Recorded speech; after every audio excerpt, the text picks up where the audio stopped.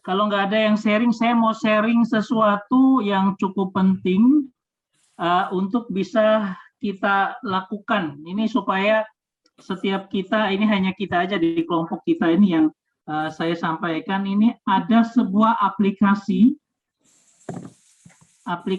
di handphone, ya, namanya Alkipedia. Ya, ini aplikasi di handphone. Kalau kita lihat dari Play Store, ya, coba install di handphone kita, ya, dari Play Store. Itu namanya Alkipedia. Ya, kalau kita install kita tulis di Play Store Alkipedia. Tulis biasa. Iya, tulis biasa aja, Alkipedia. Alki. Nah, iya, Alkipedia. Alkipedia. Alkitapedia. AL. Nah, nanti akan dapat seperti ini. Gimana ya? Kok nggak kelihatan? Nggak mau dia. Nah, nanti di situ kita bisa ambil Matius, Markus, apapun. Nah, di situ ada yang disebut dengan latar belakang dan perikop-perikopnya. Tokohnya bagaimana, kesimpulan apa, faktanya apa. Setiap kitab. Dan uniknya kitab ini bisa dibaca, bisa didengar, juga ada latar belakang filmnya. Kalau itu terkait dengan film yang misalnya pernah saya kasih di kita tentang Yehezkel, itu akan ada video tentang Yehezkel. Nah, ini bagus sekali. Ini saya sharing ini karena kemarin ada pertemuan kami di STTBF, ya, Sekolah Tinggi Teologi yang saya lulus kemarin, itu kemudian disampaikan untuk pembelajaran bagi mahasiswa itu dengan cara ini. Ini lebih bagus karena apa?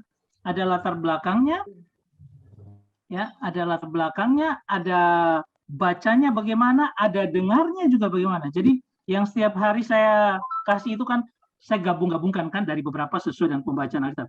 Ini setiap pasal ada suaranya. Contohnya gini. Matius pasal 8. Saya klik dengar.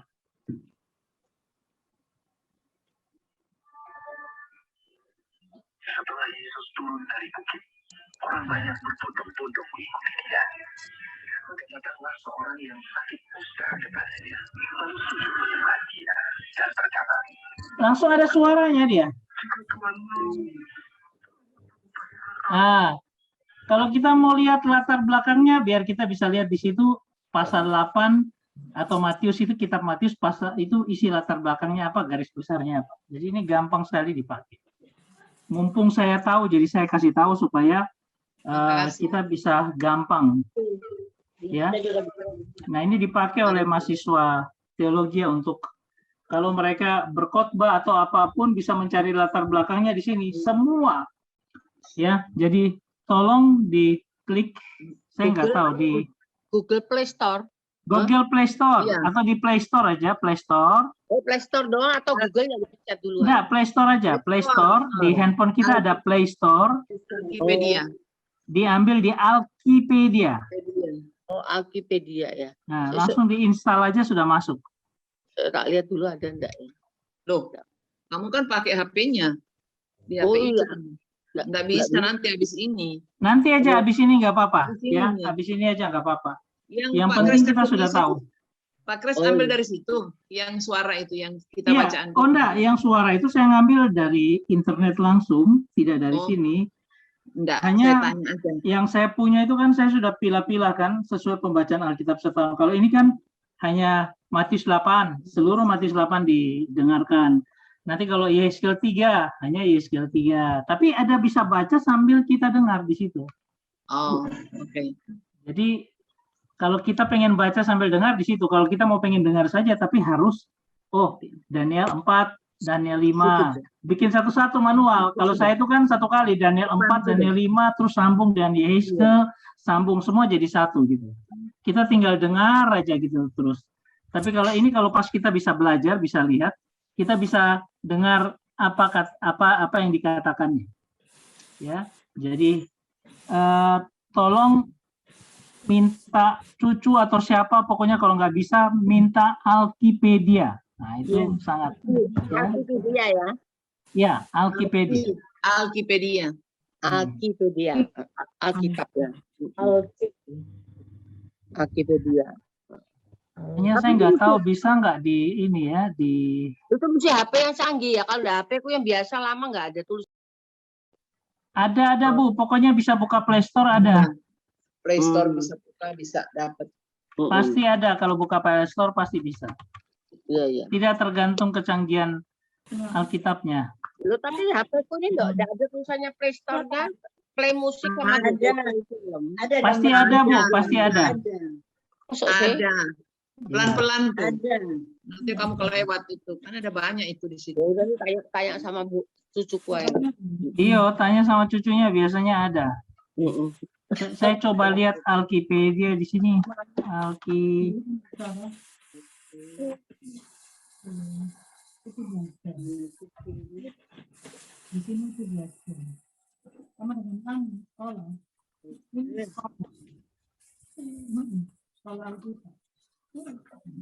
Oke, coba saya tunjukkan ya gini ya.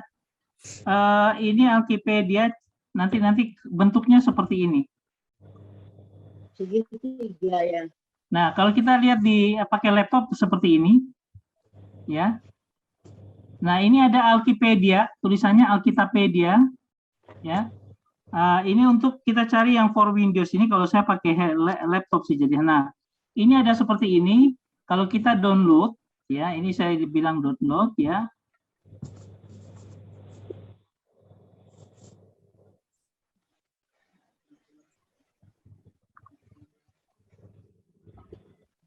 Nah, ini downloadnya sudah bisa nggak ya? Oke, downloadnya lagi jalan ini di bawah. Nah, Alkipedia. oke, kalau saya pasang Alkipedianya, coba saya pasang ya aplikasinya ya. Ada buku sama Alkitab ya. Sebentar, lagi diproses dia. Alkipedia. Nanti saya kasih tunjuk bagaimana bentuknya supaya kita gampang Nyari.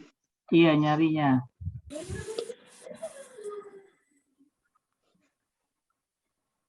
Sudah Pak, saya sudah ketemu.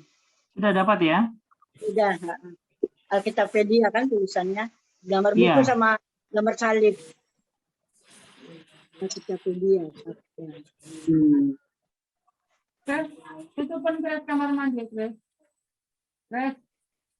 Grace, kamar mandi teropen. Mana Bapak? Ya, yang pas banjir. Oh, nggak bisa saya ya? Sudah, saya sudah ketemu. Ini macam-macam deh. Kalau ini malah lebih rumit kalau untuk di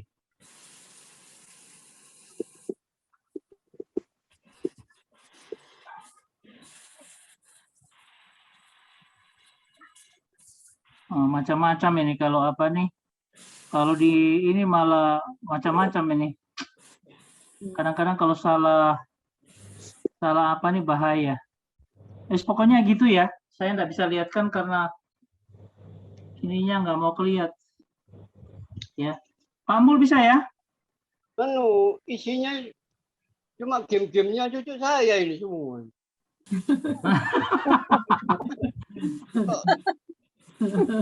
Setelah Play Store terus apa lagi yang dipencet? Play Store kemudian ketik Alkipedia. Alkipedia. Alkitab dari Alkitab jadi Alki, disingkat Alkipedia. Ada warna biru, Alkitab warna biru gambarnya. Ya. Ini saya Salibnya putih. Ya, Pak. Ya. buka Play Store itu langsung langsung apa namanya? Game-game semua ini. Iya, jangan, nggak apa-apa. Gamenya ini aja. Nanti di situ kan ada tempat share yang untuk cari, kolom yang untuk kita tulis, ketik. Oh, telusuri ini ya. Ya, telusuri, betul. Nah, itu diketik Alkipedia. Klik di situ, di tangan ditaruh di situ dulu, baru tulis Keluar. Alkipedia. Ya, Oh iya, ada Alkitab ada. Alkitab warna biru, salibnya putih. Manado, Alkitab offline.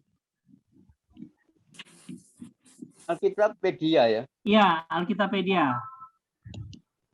Nah, itu diklik lalu diinstal. Nanti tinggal Isi- kita buka. Di pasal garis besar di berikut. Nama dan tempat, kesimpulan. Oke ya, nanti tolong dibuat masing-masing di handphonenya, itu bisa sangat membantu. Itu dari saya, share saya. Kemarin saya dapat di lingkungan kampus. Oke, ada lagi yang mau sharing? Kalau nggak ada, mungkin kita lihat di Pak Ari mau sharing dulu mungkin Pak Ari. Lanjut dulu Pak Kris. Oke, lanjut ya.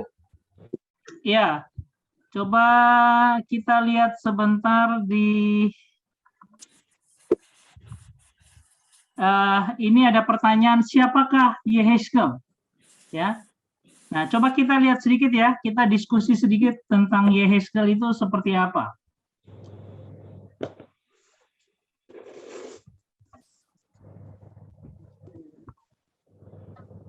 Oke.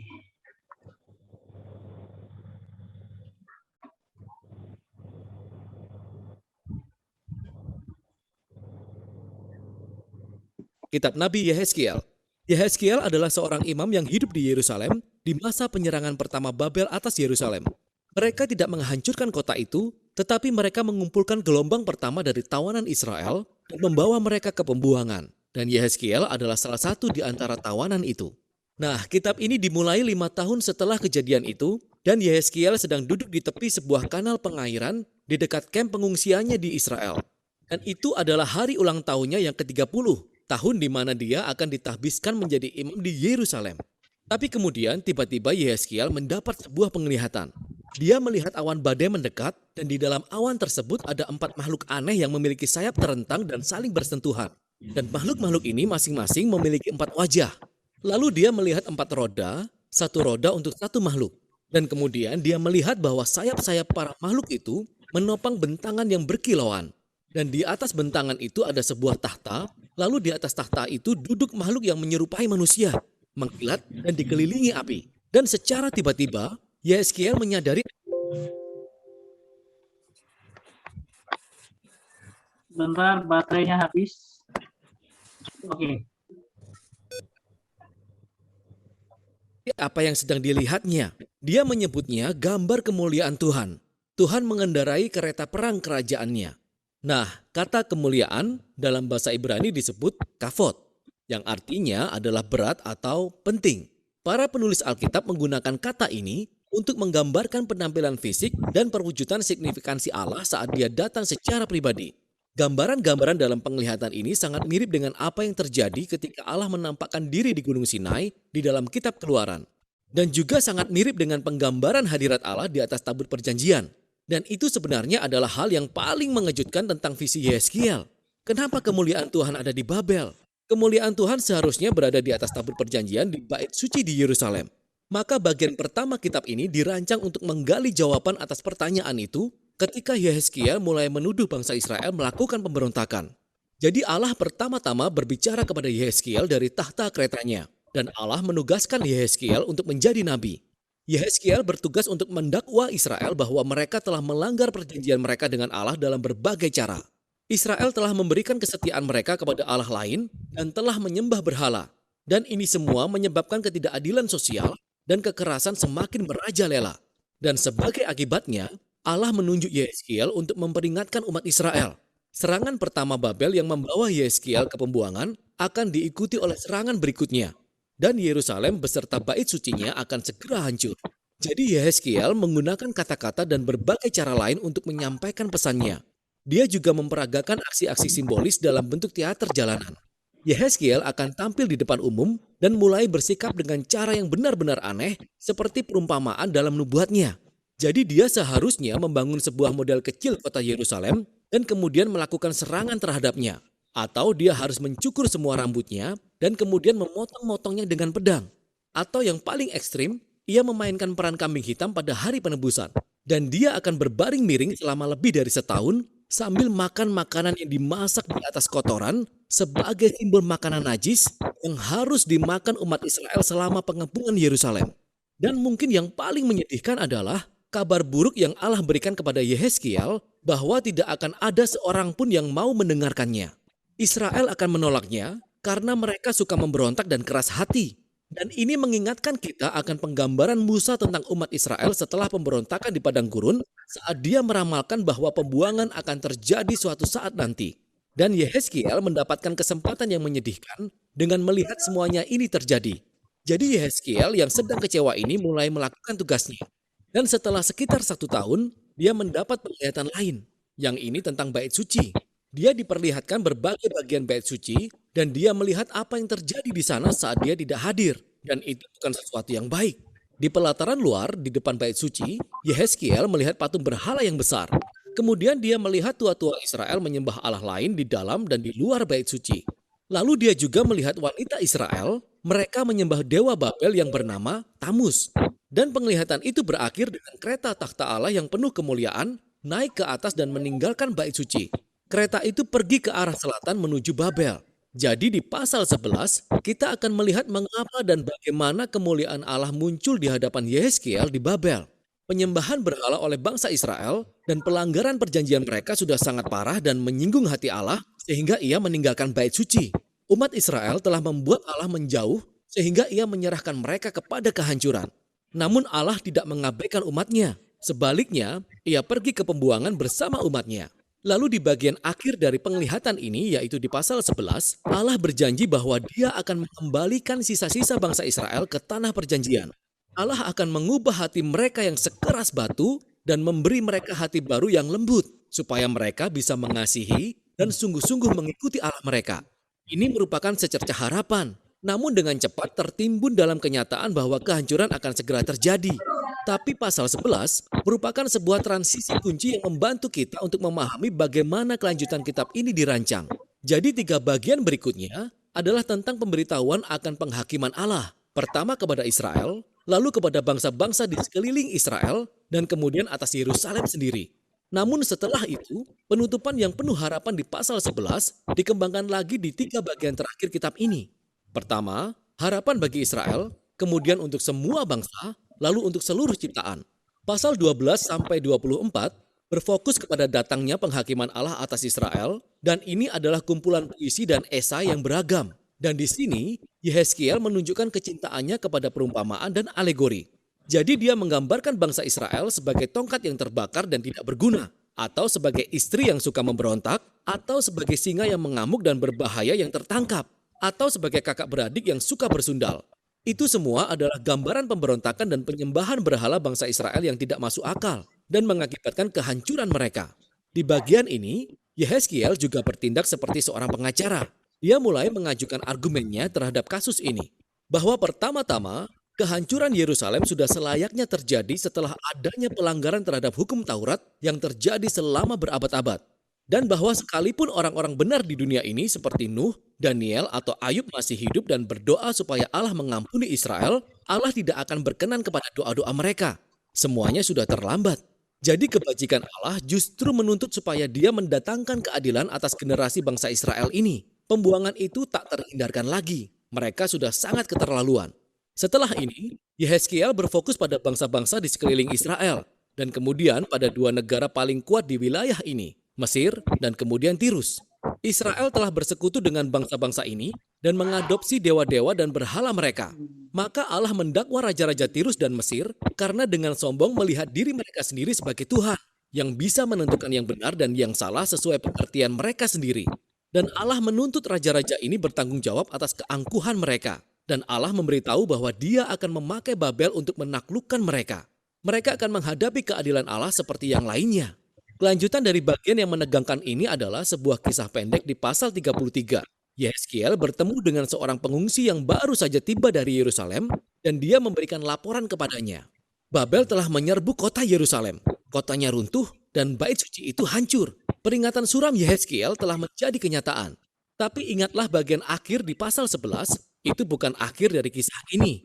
Nanti di video berikutnya, kita akan mengeksplorasi penglihatan Yehezkiel yang dahsyat tentang harapan. Tapi untuk sekarang, itulah isi paruh pertama kitab Yehezkiel.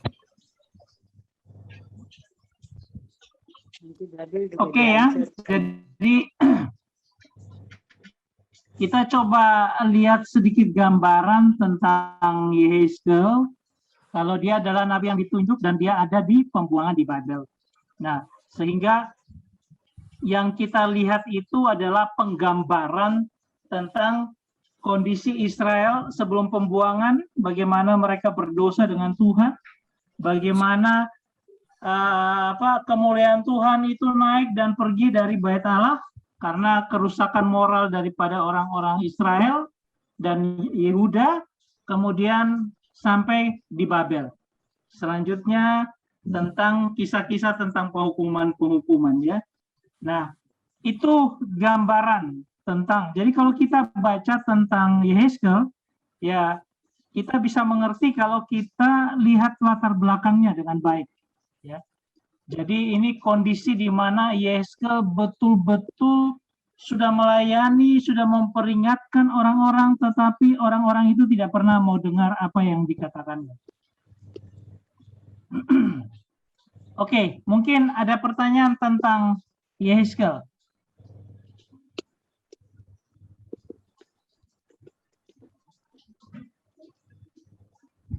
Ada yang belum dimengerti tentang Yehezkiel?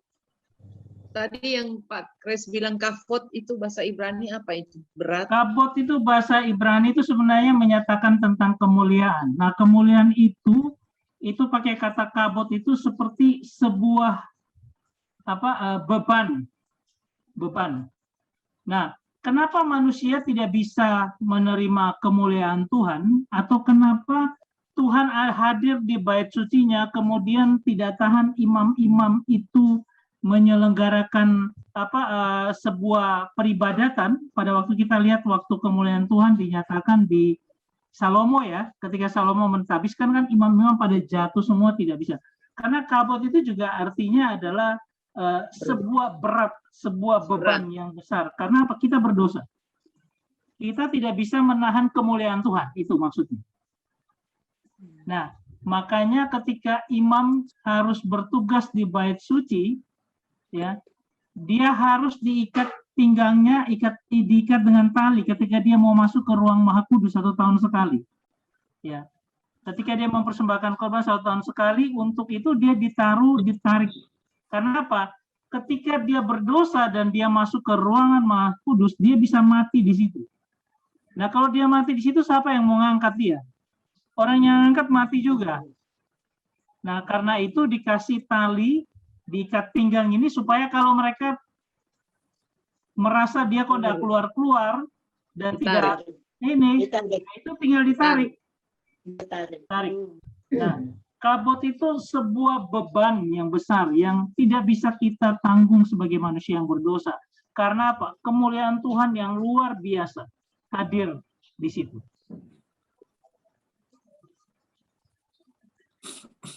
Coba kita lihat satu persatu biar bisa memahaminya dengan baik.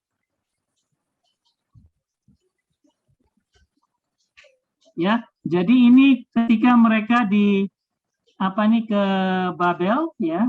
Nah, ini ketika Yehezkiel lagi duduk di tepi sungai.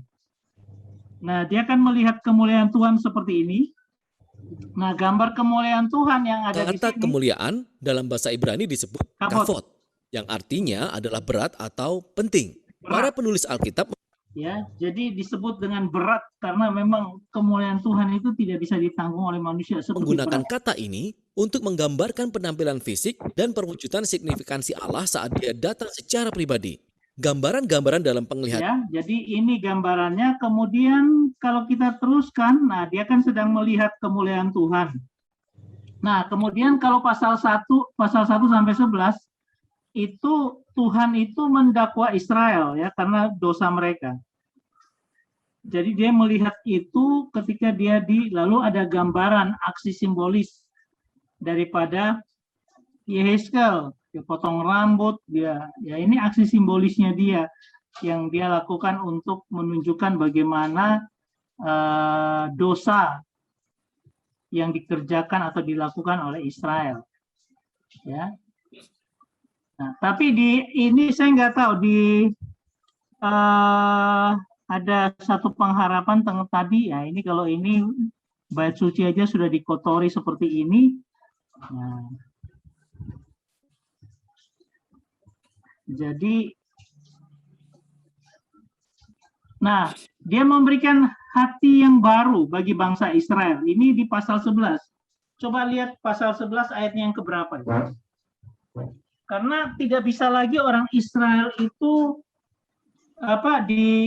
diberikan kebebasan untuk mereka mau berbuat baik, karena tidak ada lagi yang mereka bisa berbuat baik. Semua sudah. Nah, coba lihat di Yehezkel pasal 11 kalau nggak salah. Ayat 19. Ayat 19. Ya, aku akan memberikan mereka hati yang lain dan roh yang baru di dalam batin mereka. Aku akan menjauhkan dari tubuh mereka hati yang keras dan memberikan mereka hati yang taat.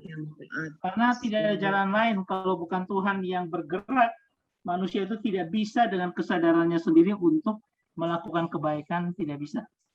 Ingat bahwa kita sudah kehilangan kemuliaan Allah, semua orang berdosa, tidak ada yang benar. Nah, baru selanjutnya itu tentang penghakiman atas Israel, penghakiman atas bangsa-bangsa, ya. Nah, itu lalu, nah, bagian yang terakhir,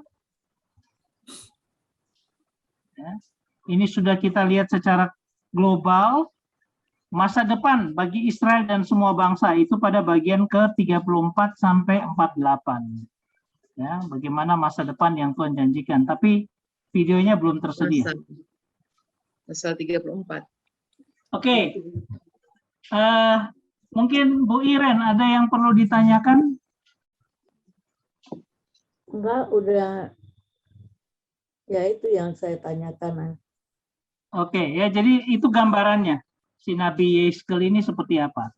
Ya, makasih, Chris. Nanti kalau kita baca, lihat gambarannya, gambaran besarnya, supaya kita bisa memetakan itu sesuai dengan latar belakangnya. Penting sekali latar belakang setiap kita baca sesuatu, karena Alkitab itu tidak berdiri sendiri, karena dia harus ada latar belakang. Ada dua jenis studi pembelajaran yang kita bisa lakukan. Pembelajaran pertama itu cek latar belakangnya. Itu ada yang disebut dengan konteks jauh, konteks dekat. Konteks jauh itu adalah berapa kitab-kitab secara keseluruhan, bagaimana mungkin berapa pasal sebelumnya. Tapi kalau konteks dekat itu biasanya pasal yang sebelumnya dan pasal yang sesudahnya.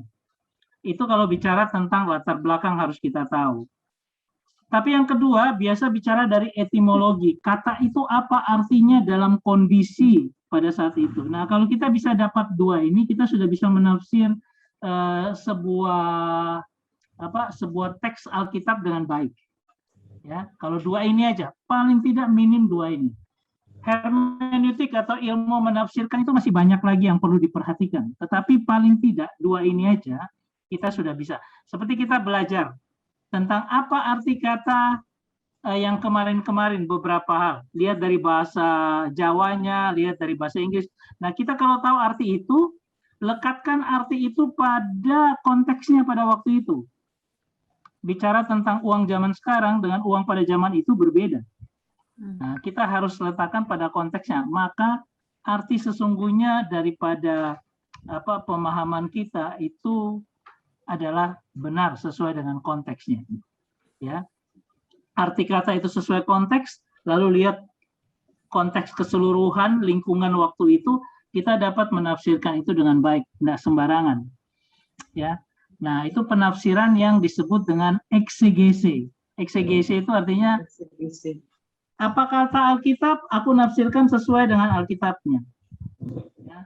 Ada orang yang eisegese. Eisegese itu artinya saya punya konsep, saya cari alat pendukungnya dalam Alkitab. Itu yang jangan. Lebih baik Alkitab apa adanya, kita cek kata-katanya, kita artikan itu dari bermacam bahasa, nggak apa-apa. Kita tahu maknanya, masukkan itu dalam konteks pada waktu itu, kemudian lihat lagi konteks yang lebih besar secara keseluruhan. Nah, itu baru kita bisa dapat sebuah pemaknaan penafsiran yang baik. Malam, Kak Vinsa? Malam, maaf terlambat. Iya. Itu tadi yang Chris katakan tuh akar kata. Primitive root namanya. Akar katanya dari mana? Ya. Nanti saya ajarkan bagaimana cara melihat primitive root ya. Tapi yang sementara ini pakai Alkitapedia tadi.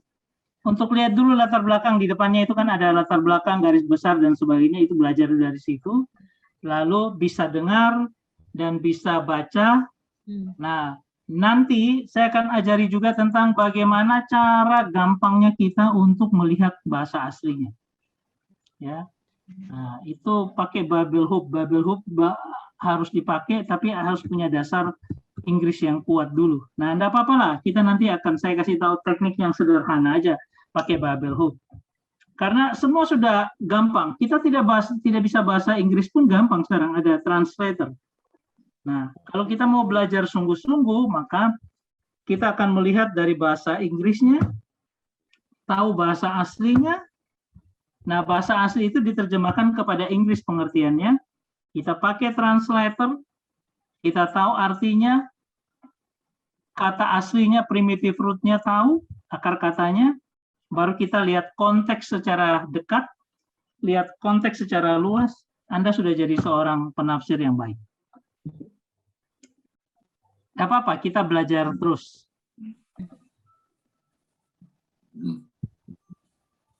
Oke, ada yang mau bertanya tentang bagaimana cara kita menafsirkan? Atau tentang Yehezkel?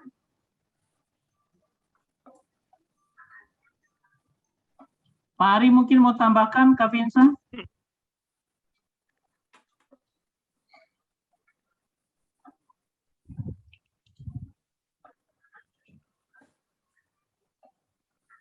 Oke, kalau tidak ada, ayo Pak Ari gimana Pak? Oh iya, oke. Nggak apa-apa, nanti ada yang lebih seru, yang saya akan ngajak kita untuk berpikir lebih kuat lagi, lebih keras lagi. Ini sekarang sudah masuk di makanan-makanan keras. Ya, kalau Anda tidak saya akan kasih makanan yang lebih keras lagi. Oke ya, kita akan melihat Mazmur 128. Ini bagian dari makanan keras. Mazmur 128. Ini senengannya Pak Priyo ini. Oh, Pak Priyo, dah? Iya. Iya. Mazmur 128. Saya sudah pernah rasanya, tapi coba indah itu, merenungkan firman itu indah. Supaya kalau diulang-ulang terus, gak apa-apa. Pokoknya mantep. Mazmur 128. Oh iya. Kita akan melihat ini dalam perspektif bagian yang lain, lalu kita melihat secara keseluruhannya seperti apa. Mudah-mudahan bisa dimengerti yang saya ngomong.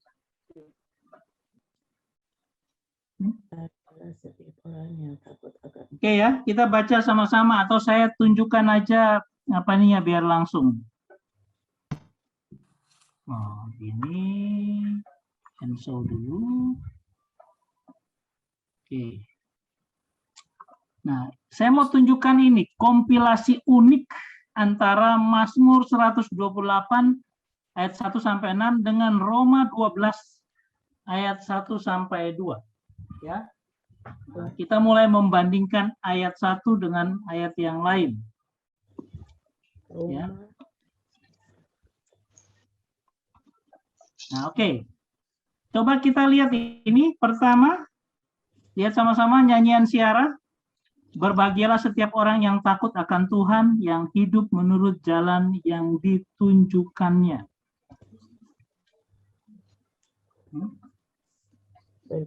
Oh, sebentar. Enggak share screen dah? Enggak. Oh, sorry.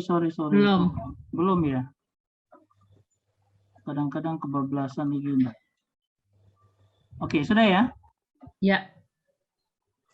Oke. Coba kita lihat sama-sama.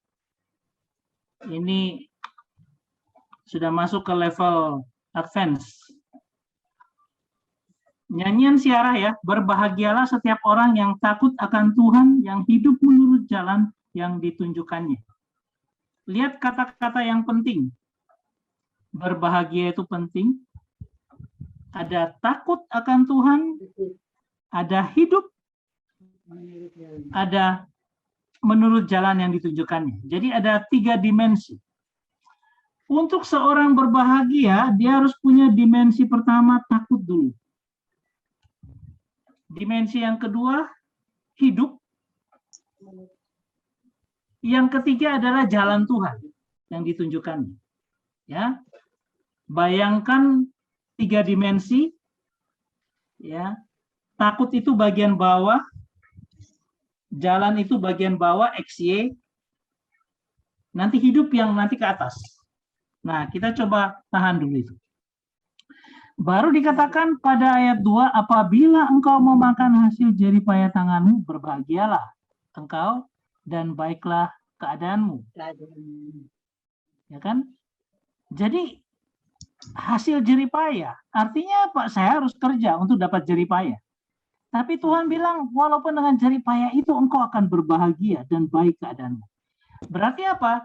Jeripaya kita tetap ada, tetapi yang membuat kita berbahagia itu adalah karena Tuhan yang tadi kita bilang setiap orang yang takut dan hidup menurut jalan yang ditunjukkan. Tapi jeripayamu itu ya bagus, kita harus lakukan itu. Tapi jeripaya tanpa berkat Tuhan, tanpa penyertaan Tuhan, itu pun tidak ada artinya. Lalu digambarkan secara realnya ini, istrimu akan seperti pohon anggur yang tumbuh, yang subur di dalam rumahmu, anak-anakmu seperti tunas pohon zaitun sekeliling mejamu. Nanti kita lihat apa artinya. Sesungguhnya demikianlah orang yang diberkati, laki-laki yang takut akan Tuhan. Lalu perempuannya enggak. Nah, ini kan diskriminatif ini. Laki-laki yang takut akan Tuhan. Nah, coba nanti kita akan lihat arti katanya yang seharusnya. Kiranya Tuhan memberkati engkau dari Sion supaya engkau melihat kebahagiaan Yerusalem seumur hidupmu. Berbahagia luar biasa. Dan melihat anak-anak dari anak-anakmu damai sejahtera. Artinya apa? Cucu-cucu kita juga bahagia, bukan hanya kita saja. Kita melihat cucu-cucu kita diberkati. Ya. Nah, nanti kita akan samakan itu dengan Roma pasal 12 ayat 1 dan 2.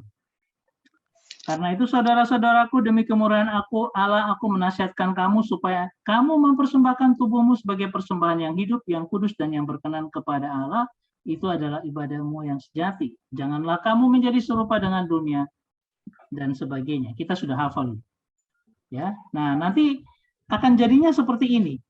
Dasarnya itu adalah ayat 1 Mazmurnya, sedangkan nanti yang Roma itu dasarnya adalah ayat 2. Di atasnya itu adalah mempersembahkan tubuh sebagai persembahan yang hidup. Ini dulu gambaran besarnya. Ya. Coba kita lihat sebuah film. Ini ada sebuah film, sebuah kapal yang dikejar oleh 3 kapal perompak. Nah, lihat dia di tengah, ini Selat Malaka. Kisah tentang seorang kapten wanita. Nah, ketika dia dikejar seperti itu, di depan menghadang tanah atau apa? Batu-batuan. Tunjukkan. Ya. Nah, mereka tidak akan menyerah. Tahu bagaimana caranya mereka melewat? Nah, dia lewat, dia lihat sini ada satu tempat yang mereka bisa lewat, tapi dangkal sekali. Bayangkan kapal bisa kandas, tapi dia tidak mau menyerah.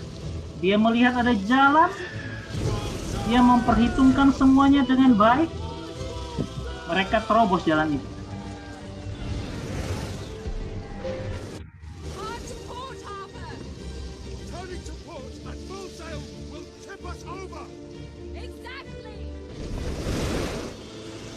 Mereka ditembak terus sama 3 perompak itu, kapal perompak.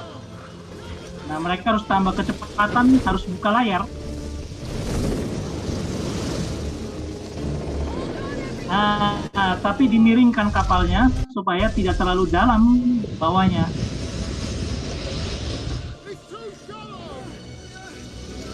Mereka harus cepat, tapi ada layar yang tidak terbuka.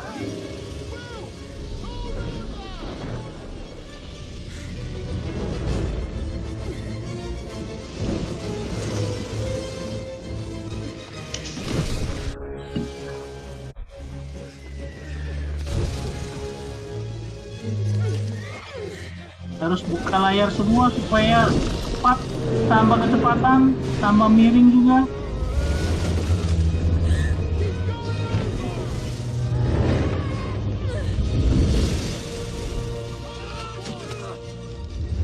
Mereka bisa lihat lewat batu-batu di bawah. Tapi ada sebuah gundukan di depan.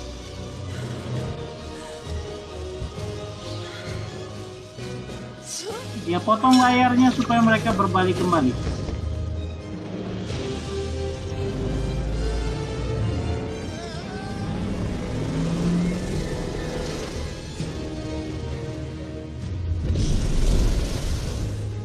Dan berhasil mereka lewat tepian dangkal itu. Perompaknya kandas di situ.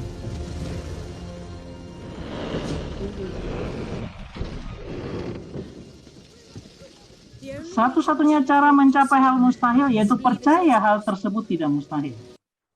Kata-katanya bagus. Satu-satunya kata-katanya bagus. Satu-satunya cara mencapai hal yang mustahil yaitu percaya bahwa hal itu tidak mustahil. Ya. Oke, itu sebuah gambaran bagaimana ada sebuah jalan yang bisa kita tuju, yang menjadi dasar bagaimana kita bisa lolos dari hal-hal yang lain. Tapi ada sebuah dasar dulu. Saya melihat jalan, memperhitungkan semuanya, dan bisa lewat. Oke, kita coba lihat apa dasarnya di Mazmur 128. Berbahagialah setiap orang yang takut akan Tuhan, yang hidup menurut jalan yang ditunjukkannya, dan sebagainya. Ini dia semua. Coba kita lihat ini. Berbahagialah. Kata berbahagia dari kata Asher, yang artinya apa? Semakin ditambahkan, diberkati, progresnya jalan terus.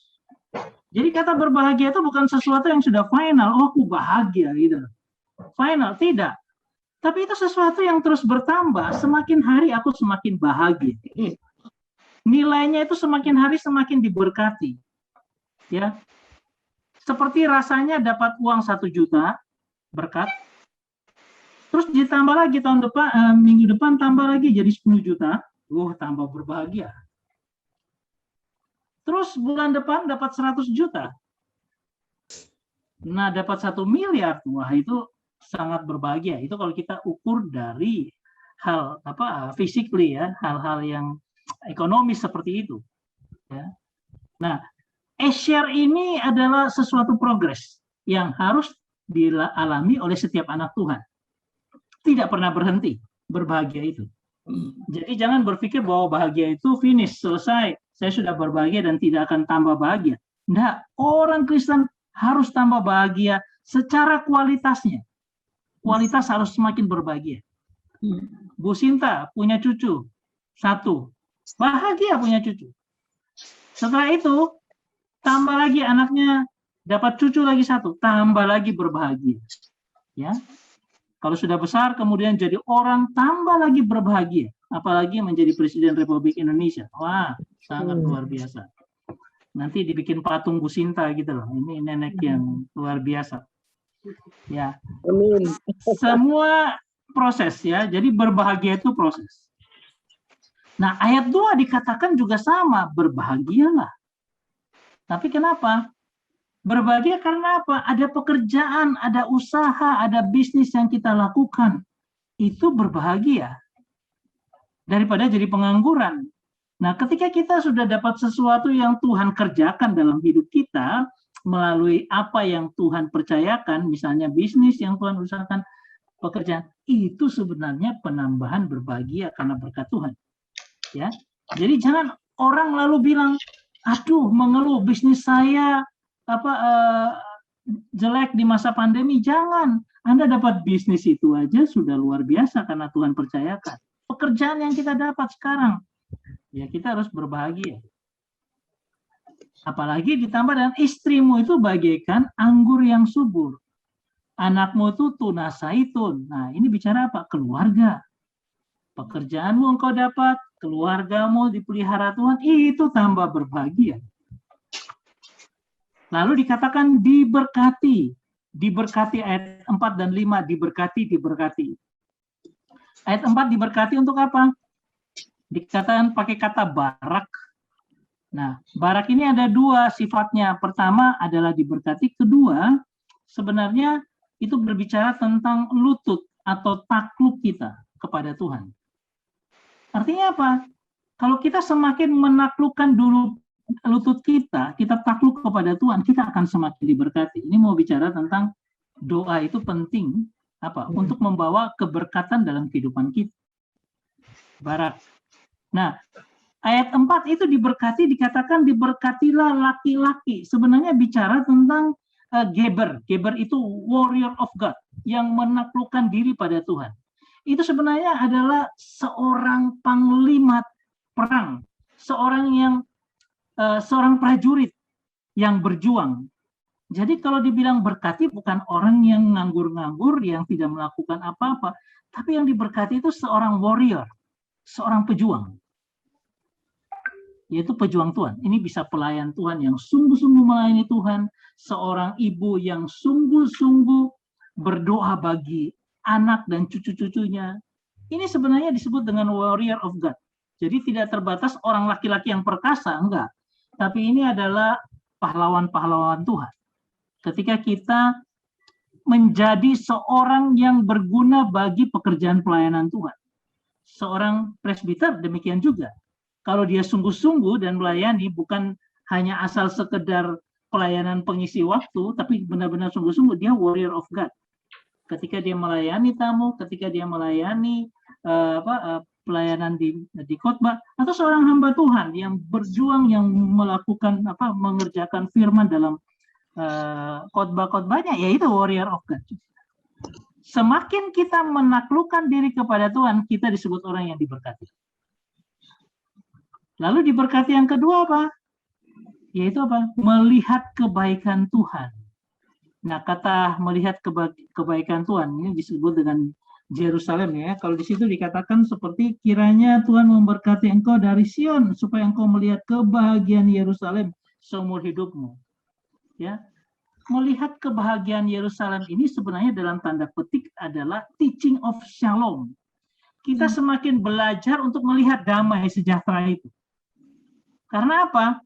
Dari atas kita berbahagia, yang proses berbahagia karena pekerjaan, keluarga, karena menjadi warrior of God. Sampai akhirnya apa? Saya berbahagia karena saya belajar melihat damai sejahtera Tuhan. Melihat kebaikan Tuhan, lalu ada damai sejahtera itu yang muncul dalam hatiku. Itu dia, diberkati melihat kebahagiaan Yerusalem seumur hidupnya. Dan ayat 6 itu yang disebut dengan damai. Dan apa? Aku melihat anak-anakmu, anak-anak dari anak-anakmu ini berarti cucu kita, dan cucu kita apa? Penuh dengan kedamaian, menikmati. Ini adalah seorang anak Tuhan, hamba Tuhan yang betul-betul menikmati luar biasa hidupnya sepanjang Tuhan memimpin dari dia masih muda dengan pekerjaan dan sebagainya, dia punya keluarga dengan istri, dia menjadi bertumbuh dalam warrior of God, dia menjadi pahlawan Tuhan ya bekerja melayani dan sebagainya. Lalu dia akan apa? Belajar melihat kebaikan Tuhan melalui apa? Belajar damai. Sampai damai itu ada pada anak dan cucunya. Bukankah ini sebuah garis hidup yang luar biasa? Ya, yang Tuhan sebenarnya sediakan di dalam Mazmur 128 ini. Yang menjadi pertanyaan, bagaimana sikap kita, bagaimana yang harus kita persiapkan untuk supaya kita mendapatkan ini. Ya, bagaimana sampai nanti full damai, shalom, full of shalom. Shalom itu begitu ada dalam kehidupan kita. Bahkan kita melihat, ini artinya sudah tua ini, karena dia bilang anak dari anakmu, itu berarti cucut, bisa juga cicit. Tapi saya masih melihat anugerah Tuhan yang terus bertambah. Ingat, kata berbahagia di atas progres. Saya semakin hari semakin berbahagia. Saya semakin hari berbahagia sampai shalom itu menutupi seluruh kehidupan. Artinya sampai nenek tua pun, kakek tua pun, saya tetap bahagia. Bahkan damai sejahtera itu memenuhi hidup. Nah, ini ada proses yang harus kita jalani. Nah, nanti saya akan gambarkan secara grafis bagaimana proses. Shalom, completeness. Jadi katakan completeness atas Israel. God prevails, artinya Tuhan pemenang. Sampai Tuhan menjadi pemenang dalam kehidupan kita, shalom itu komplit. Damai sejahtera itu komplit dalam hidup kita. Ya. Ini gambarannya. Oke, saya stop dulu di sini sebelum melaju. Daripada saya melaju kemudian kita tidak mengerti. Gambaran seperti ini dapat nggak kita bayangkan? Yes, bisa.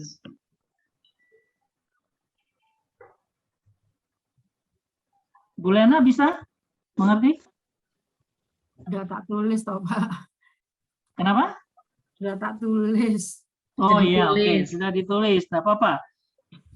Nanti saya kirim aja apa nih PPT-nya ya. Ya, screenshot aja. Iya, screenshot nanti PPT-nya nanti saya kirim satu-satu. Oke, di sini dulu supaya tidak terlalu jauh kita ngomong padahal kita tidak mengerti. Ini sederhananya dulu. Ya, Kak Vincent silakan. ya, makasih Chris. Ini sebentar, saya tadi berupaya untuk mencari kertasnya gini. Sebentar, tadi sudah saya siapkan tadi. Jadi begini, ini sebetulnya sama dengan Yesaya 40 ayat 31. Tetapi orang-orang yang menanti-nantikan Tuhan mendapat kekuatan baru. Mereka seumpama Raja Wali yang naik terbang dengan kekuatan sayapnya. Mereka berlari dan tidak menjadi lesu. Mereka berjalan dan tidak menjadi menjadi lelah. Itu sebetulnya Mazmur 128 itu sama seperti itu. Dan sebetulnya Mazmur 128 ini digarisbawahi adalah yang pertama adalah imam, kepala rumah tangga. Ya, bagaimana seorang kepala rumah tangga itu dikatakan, bentar saya buka lagi Mazmur tadi 128 ya. Dikatakan berbahagia setiap orang yang takut akan Tuhan, yang hidup satu takut Tuhan, kemudian hidupnya menurut jalan yang ditunjukkan. Apabila engkau memakan hasil jerih payah tanganmu, berbahagialah engkau dan baiklah keadaanmu dan istrimu dalam rumahmu, anak-anakmu seperti tunas pohon zaitun dan seterusnya seperti itu. Ini saya melihat seseorang yang takut akan Tuhan. Kan biasa ya kita kalau ngomong, oh ya harus takut akan Tuhan. Takut akan Tuhan itu seperti apa? Adalah orang yang menanti-nantikan Tuhan. Orang yang takut akan Tuhan itu menanti-nantikan Tuhan. Kalau orang tidak takut akan Tuhan, dia akan berkata gini, aku tidak sanggup lagi. Aku capek. Aku lelah. Sumpah aku. Kenapa masalah ini berulang lagi? Kok sepertinya Tuhan tidak dengar? Bapak Ibu Saudara kekasih Tuhan, beberapa hari yang lalu saya belajar tentang ini. Bahwa seorang prajurit, seperti misalnya tadi di Yesaya, itu seorang prajurit itu ada kalanya dia mengalami the battle fatigue. The battle fatigue itu adalah battle itu peperangan di dalam yang namanya prajurit ya isinya perang ya. Tidak ada prajurit kemudian duduk-duduk, ngopi-ngopi, angkung-angkung gitu ya. kemudian habis itu ngobrol ngalor nggak ada isinya. Tidak ada prajurit yang gitu. Kita ini prajurit Allah. Jelas kita masuk di dalam medan peperangan. Bukan peperangan secara fisik, tapi justru peperangan itu secara roh. Nah, kalau kita tidak menanti-nantikan Tuhan, tidak hidup takut akan Tuhan, habis kita. Maka kata-kata yang akan keluar yaitu tadi, aku tidak sanggup lagi, sumpah, capek aku. Nah, seorang prajurit di dalam medan peperangan itu, dia tiap hari dia dengar bisingan peluru, tembakan, dentuman, misiu-misiu seperti itu. Itu sumpah loh ya, nguing tuang duar kayak gitu. Dan tidurnya itu berkurang ya. Seorang prajurit itu tidak banyak tidur. Seorang prajurit itu tidak tidur. Orang yang menanti-nantikan Tuhan itu tadi seperti tadi. Lututnya tuh banyak orang Ambon bisa biar berkata begini, ditikam. Berlutut itu ditikam, artinya berlutut. Beberapa hari yang lalu ada perkataan seperti ini. Mungkin ada juga yang pernah mendengarkan. Sebentar engkau menikam lututmu, maka engkau akan berdiri sekokoh prajurit tadi. Artinya apa? Bukan karena kekuatan kita jasmani, no, bukan. Tetapi pada saat kamu berlutut di hadapan Tuhan, maka engkau akan berdiri seperti seorang prajurit, sebagai seorang prajurit yang tangguh. Artinya apa? Karena dia menanti-nantikan Tuhan. Karena yang dikatakan di sini, setiap orang yang takut akan Tuhan, orang yang takut akan Tuhan tuh sering menikamkan lututnya.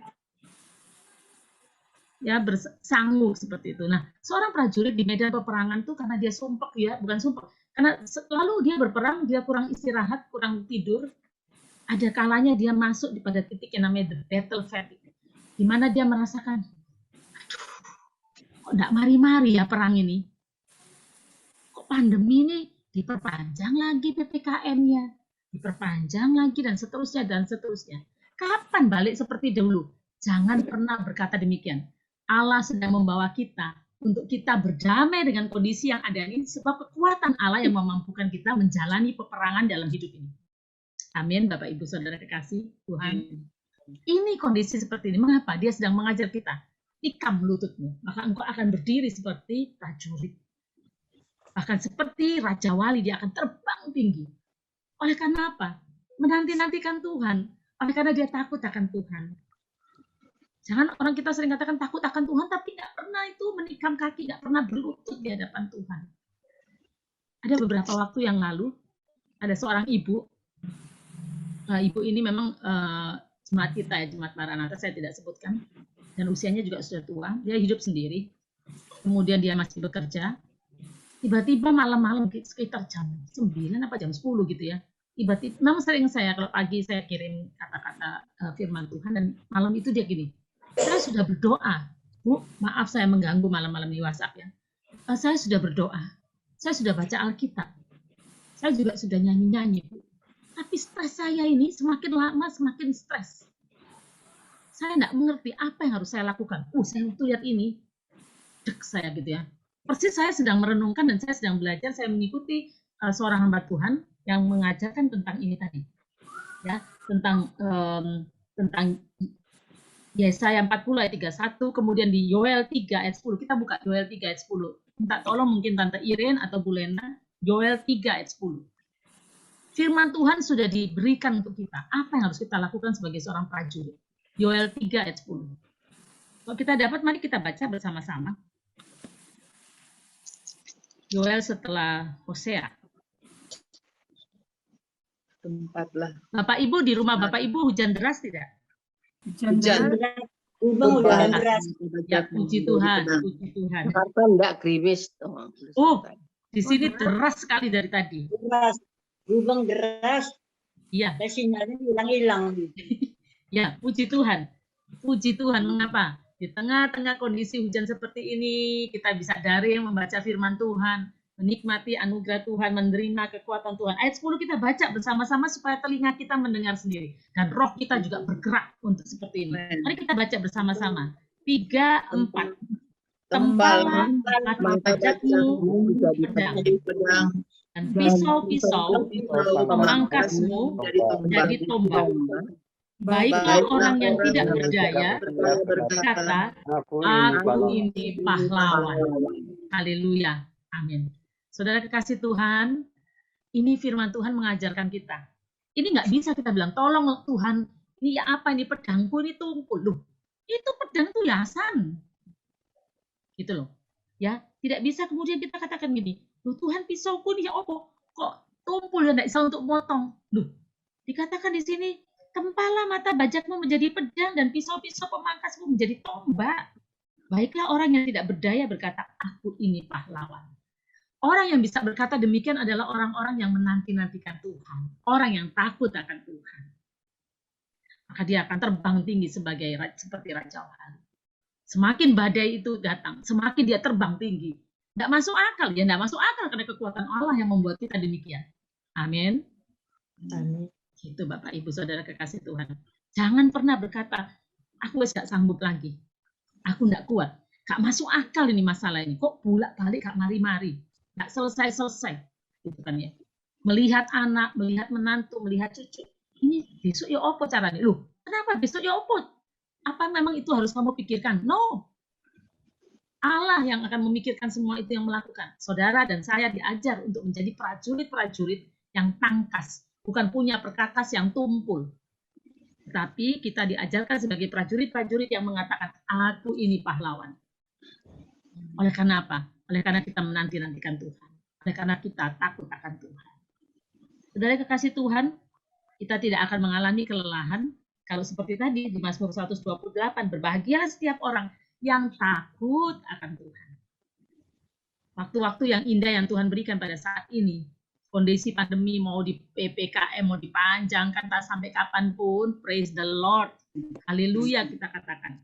Sebab Allah kita sedang berbicara kepada kita pribadi lepas pribadi. Menjadikan kita prajurit-prajurit yang tangguh. Menjadikan kita orang-orang yang takut akan Tuhan. Menjadikan kita orang-orang yang menanti-nantikan Tuhan. Menanti-nantikan Tuhan itu bukan nganggur. Tadi yang seperti saya tadi katakan. Duduk-duduk, ngobrol yang nggak perlu-perlu, nggak penting-penting. Tapi semakin kita memperkatakan, mendeklarasikan firman Tuhan. Nah, saudara kasih Tuhan, saya katakan tadi, saya ibu yang tiba-tiba mengatakan gitu, saya stres berat Bu. Waduh, saya tahu karena dia sendirian. Dia berkata demikian, saya katakan, Allahmu tetaplah Immanuel, tidak pernah berubah. Allah yang ibu percaya itu tetap namanya Immanuel dan dia ada bersama ibu. Seseorang siapapun tidak dapat menolong ibu, tetapi engkau punya Allah yang namanya tidak pernah berubah. Immanuel. Saya tidak tahu masalahnya, dia hanya ngomong stresnya seperti itu. Kemudian setelah itu, 2 hari kemudian kalau nggak salah, kemudian dia tiba-tiba dia pagi hari dia mengirim WhatsApp kepada saya. Puji Tuhan Bu, barang yang ketelisut itu ketemu Bu. Katanya gitu. Karena dia akan dimarah oleh majikannya. Dan mungkin dia akan dipotong uangnya itu. Ya gajinya itu akan dipotong. Puji Tuhan Bu. Saya bilang, karena itu, tetaplah percaya bahwa Allah itu mengerjakan sesuatu yang di luar nalar. Asal kita menanti-nantikan Tuhan, takut akan Tuhan. Seperti itu. Orang yang menanti-nantikan Tuhan, saya katakan tadi, tidak nganggur ya, tidak goyang-goyang kaki, itu enggak. Adalah orang yang menikam lututnya, berlutut di hadapan Tuhan, dan memperkatakan, mendeklarasikan firman Tuhan. Bersamaan dengan seorang ibu ini, ada ibu yang lain berkata, juga mengalami sesuatu, dia katakan, suaminya tidak tahu, anaknya pun tidak tahu, tapi dia katakan, sebetulnya aku menderita sesuatu. Saya katakan, belajar untuk memperkatakan firman Tuhan. Memperkatakan firman Tuhan. Karena itu akan membuat roh kita menyala-nyala. Gitu loh. Seringkali kan kita kan drop ya, turun ya, iman kita. Bukan hanya imun yang turun, tapi iman kita turun. Tapi pada saat itu belajar kita memperkatakan firman Tuhan, mendeklarasikan. Allahku adalah Allah yang tidak pernah berubah. Kan kadang-kadang gini ya, kita mungkin tidak dibiasakan ya, tidak terbiasa. Tapi malam hari ini saya mau katakan harus dibiasakan, saudara kekasih Tuhan, supaya telinga kita ini dengar firman Tuhan dan iblis itu gemetar karena kita memperkatakan firman Tuhan.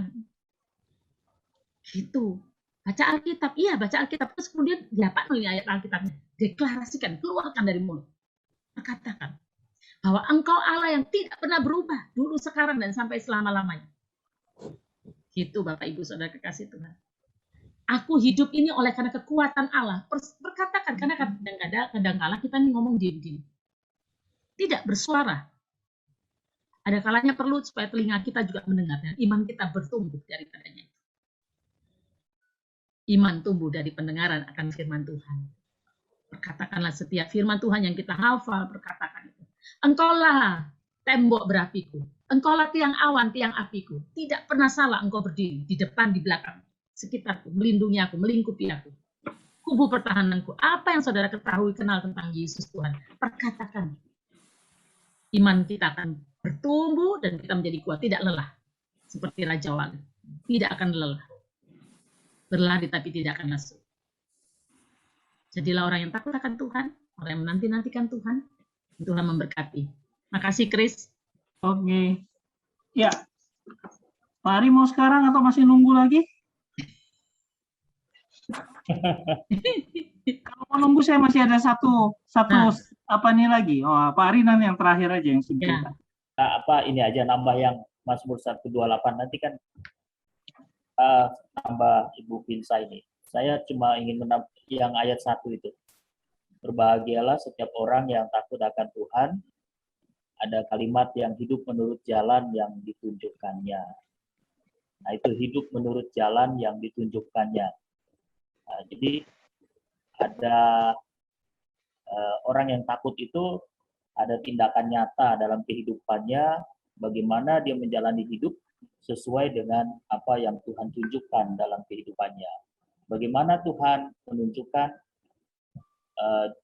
apa yang dia mau, ya tentu dengan firman Tuhan. Mazmur 1 kan ya, katakan berbahagialah orang yang tidak berjalan menurut nasihat orang fasik, yang tidak berdiri jalan orang berdosa, yang tidak duduk dalam kumpulan pencemooh, tetapi yang kesukaannya ialah Taurat Tuhan, dan yang merenungkan Taurat itu siang dan malam. Jadi kita hanya bisa tahu apa jalan yang Tuhan tunjukkan kalau kita mau merenungkan Taurat itu siang dan malam. Ini yang penting juga. Jadi untuk menambah aja apa yang Ibu Pinsa tadi bilang ya, bahwa takut akan Tuhan itu perlu Bu Pinsa, perlu lutut saya. Soalnya ini memang juga selalu diingat karena orang Ambon yang begitu. Perlu lutut untuk berjuangnya. Ya. Dan dalam kehidupan sehari-hari kita wujudkan apa yang Tuhan tunjukkan lewat firman Tuhan. Seperti KBA malam hari ini kan kita sedang merenungkan sama-sama firman Tuhan. Gitu. Itu bagian dari takut akan Tuhan, dan itu mengalir sendiri kebahagiaan itu dalam kehidupan kita yang nggak bisa terbayarkan dengan apapun yang ada di dunia ini. Jadi kalau misalnya banyak orang yang mungkin karena kelelahan, karena capek, nggak bisa mengikuti misalnya KBA seperti ini, nggak apa-apa, karena kita punya kebahagiaannya sendiri dari semua ini. Nah itu ya, jadi yang nggak bisa orang miliki gitu. Jadi ketika kita hidup bersekutu dengan Tuhan, rajin merenungkan firman Tuhan dan tentu melakukannya, itu ada kebahagiaan yang nggak bisa dikasih oleh apapun yang ada di dunia ini. Amin. Itu dari saya, Pak Kris. Terima kasih. Oke, saya akan menunjukkan sesuatu, tapi Anda coba bayangkan ini, ada sumbu X, ya, ini sumbu X, ini ada sumbu Y-nya. Ini teknik ini. Ya. Ingat ya ini ya, ada sumbu X, ada sumbu Y-nya. Nah, di atas ini kan 2 dimensi.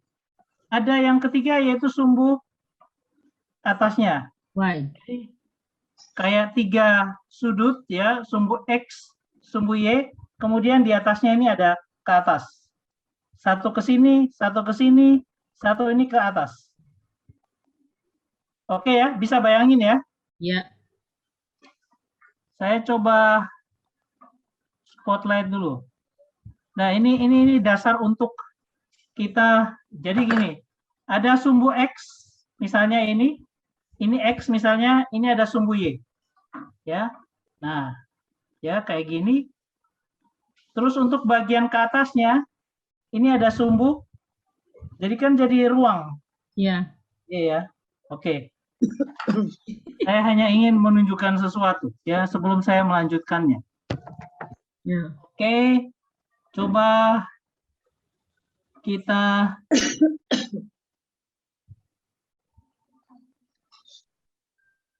kita lihat videonya ya. Saya spotlightnya saya remove. Oke, kemudian silakan coba lihat ini. Supaya tadi saya kasih gambaran aja. Jadi kita kan sudah belajar tentang ini ya tadi. Oke, coba lihat. Bisa lihat ya? Ya. Iya.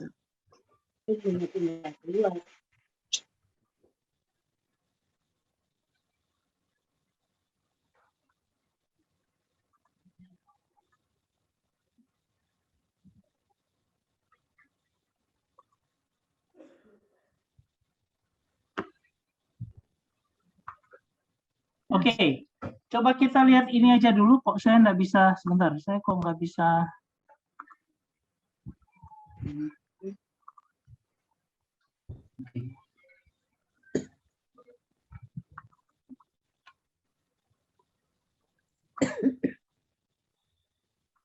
Oke.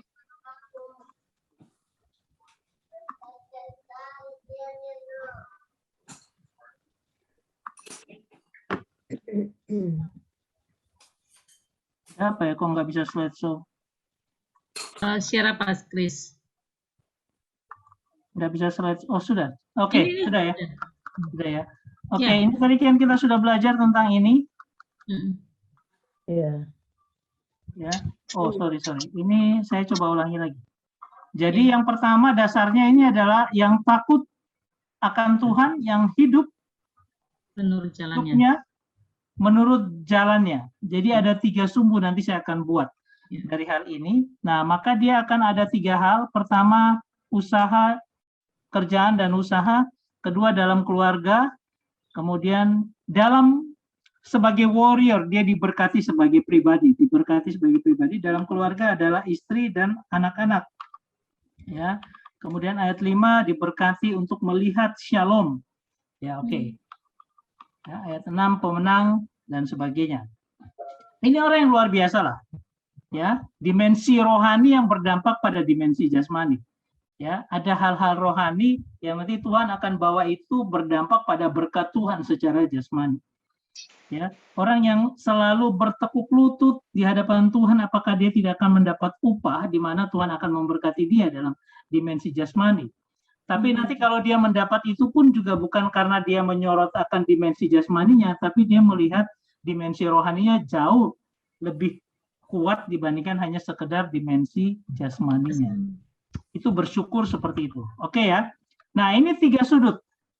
Saya katakan bahwa yang takut akan Tuhan, bicara takut akan Tuhan, itu pasti bicara bagaimana intimasi kita dengan Tuhan. Semakin saya dekat Tuhan, semakin saya takut akan Tuhan. Takut bukan dalam pengertian takut kayak kepada polisi untuk ditangkap, tetapi takut dalam pengertian saya hormat, saya menaklukkan diri kepadanya, saya intim dengannya. Itu garis yang pertama. Garis yang kedua adalah apa? Takut akan hidup dan hidup menurut jalan. Sebenarnya ini kebalik. Sebentar, saya coba cari yang lain kalau gitu. Ini ya. Nah, ini dia. Ini takut akan Tuhan, dimensinya yang ini, kemudian yang satunya jalan. Ya. Jalannya itu adalah kita belajar firman. Karena apa? Semakin kita belajar firman, kita tahu jalan Tuhan. Kita tahu arahnya Tuhan mau kemana. Lalu hidup itu yang kita lakukan itu adalah kesempatan di mana apa? Kita akan menaruh seberapa besar kesempatan kita dengan Tuhan. Dengan fondasi yang ada, takut dan jalan. Nah, ini makanya kenapa kita harus punya hubungan yang dekat dengan Tuhan dan kita harus belajar firman. Itu 2 dasar yang harusnya ada dalam kehidupan kita. Nah, saya katakan ini adalah fondasi, ya.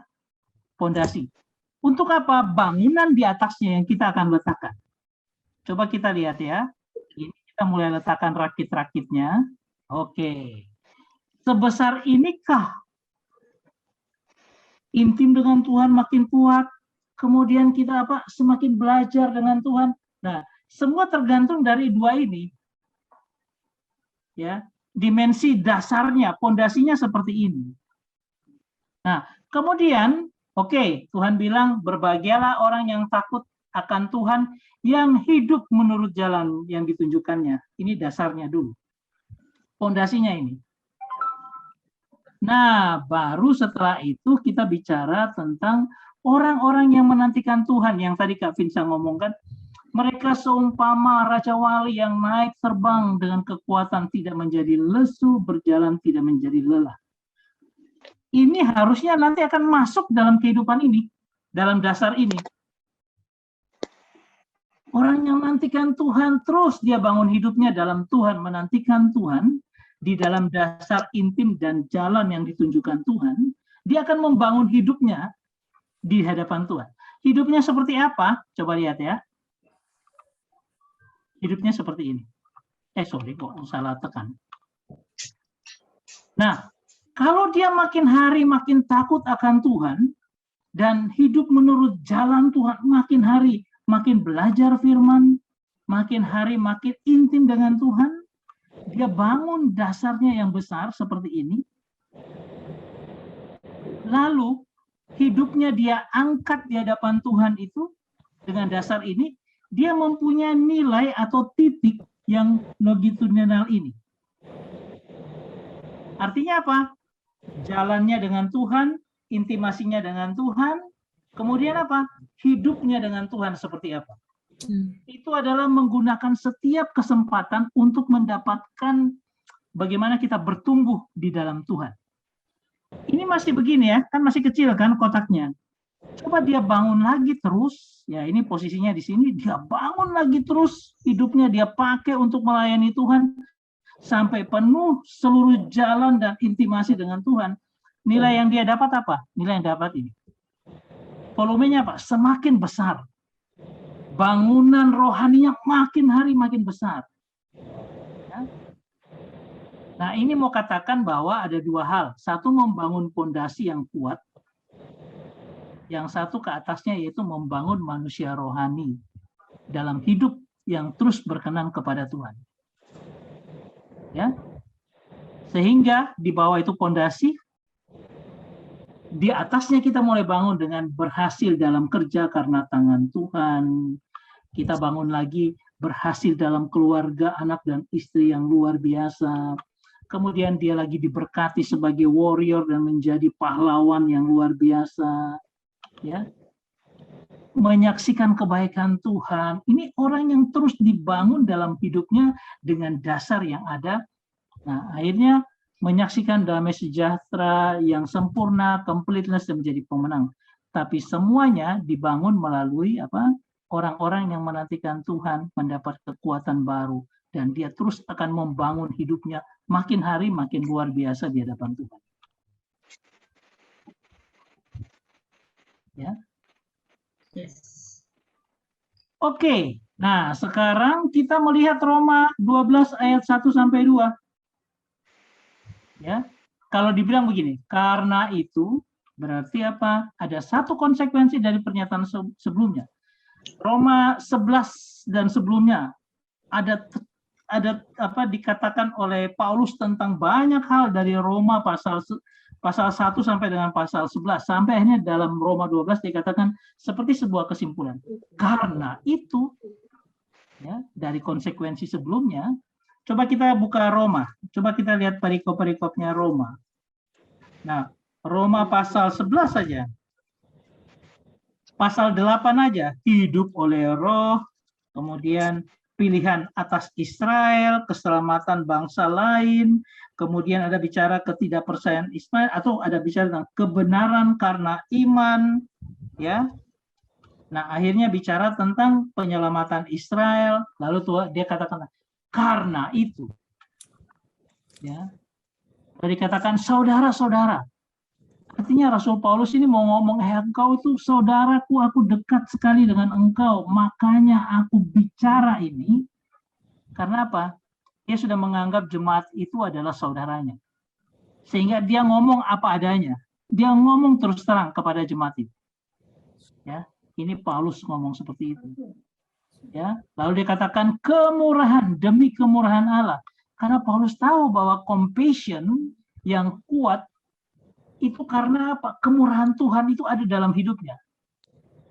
Dan kemurahan, compassion, kemurahan Tuhan yang kuat itu ada dalam kehidupan kita. Yes. Ya kan? Sehingga dia bilang, aduh karena kemurahan Allah ya, karena satu-satunya kalau Allah tidak punya compassion, kita tidak ada apa-apanya. Tapi karena kasih Allah yang luar biasa itu. Saya nggak lihat filmnya, langsung aja. Aku menasihatkan kamu. Dia katakan menasihatkan kamu ini seperti orang bilang, aku akan mendorong, mendesak, menegur kamu, bila perlu tak pentungi kamu. Karena apa? Dia merasakan kedekatan dan dia melihat kemurahan Allah yang besar. Sampai-sampai dia betul-betul mau maksain juga akan orang-orang di Roma. Ini Paulus punya hati gitu. Lalu dikatakan apa? Supaya kamu mempersembahkan tubuh. Mempersembahkan tubuh gini, aku bawa diriku di altar Tuhan, aku bakar diriku di altar Tuhan. Dan kata itu adalah present, artinya sekarang. Ketika kita mendengar ini, setiap hari mulai sekarang kita harus mempersembahkan tubuh kita di altar Tuhan. Menyediakan diri. Nah, itu yang kita lakukan setiap hari Minggu. Hari Minggu kita ibadah itu artinya apa? Aku datang dan mempersembahkan diriku di altar Tuhan, supaya apa? Aku dibakar terus oleh Tuhan, supaya berkenan kepada Tuhan. Tubuh itu bicara tentang daging, ya, jasad, tubuh, body, keinginan daging, apa, soma, ya, keinginan daging. Aku persembahkan keinginan dagingku kepada Tuhan. Egoismeku, apakan semua, aku tak bawa di altar Tuhan, untuk di altar Tuhan, untuk apa? Dibakar. Sebagai persembahan yang hidup, ya, sacrifice, korban yang berharga, yang korban yang ada harganya, yang harus dibayar. Ya, persembahan yang hidup itu sacrifice. Saya punya korban yang harus saya bayar. Karena apa? Tuhan sudah menebus saya, makanya saya mempersembahkan hidup saya. Ya, kata hidup artinya penuh kekuatan, yang segar, yang efisien. Ya. Mungkin kita efisien hanya sebagai pendoa. Silakan lakukan itu dengan benar-benar luar biasa. Kemudian yang kudus. Yang kudus artinya dikhususkan, dipisahkan daripada yang lain yang saya sudah sendirikan. Saya persembahkan memang khusus untuk Tuhan karena saya pisahkan dari yang lain. Yang berkenan itu artinya adalah bisa diterima sesuai dengan maunya Allah. Ini officially sesuai dengan yang Allah inginkan, nggak bisa karepe kita. Tapi ini sesuai dengan maunya Allah.